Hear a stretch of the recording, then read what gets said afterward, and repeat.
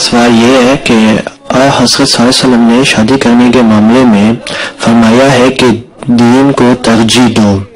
حضور قوم یا ذات کو کس حد تک مد نظر رکھنا چاہیے؟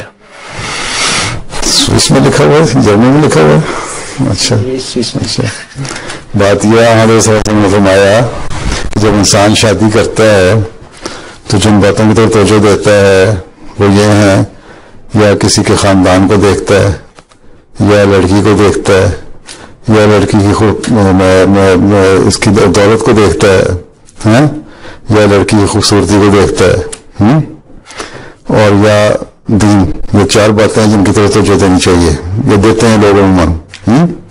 تو ایک مومن جو ہے اس کو چاہیے کہ وہ دین کو ترجیح دے، اور اس کے ساتھ اگر سیرت بھی اچھی مل جائے، سیرت تو ظاہر دین ہوگا تو سیرت بھی اچھی ہو جائے گی، صورت اچھی مل جائے اور دولت بھی مل جائے اور خاندان بھی مل جائے تو اسے منع نہیں کیا گیا. ٹھیک، لیکن دین کو مقدم رکھنے کا جب ہم عہد بھی کرتے ہیں تو یہاں بھی ہمیں دین کو مقدم رکھنے کی کوشش کرنی چاہیے. لیکن اس حدیث میں ایک اور نصیحت بھی ہے لڑکوں کے لیے بھی کہ تم دین کو ترجیح دو لڑکی کے معاملے میں. جب لڑکی کے معاملے میں دین کو ترجیح دو گے تو خود بھی دین پہ قائم رہنے والے تو ہونا چاہیے تمہیں. یہ نہیں کہ خود دنیا داری میں ڈوبے ہوئے ہو، نمازیں 5 کے بجائے 3 پڑھتے ہو، دین کے لیے کام کے لیے بلاوا آئے تو کام نہ کرو، اور کہو کہ میری بیوی جو ہے وہ دین کو دنیا کو مقدم رکھنے والی ہونی چاہیے، بچوں کی اچھی تربیت کرنے والی ہونی چاہیے.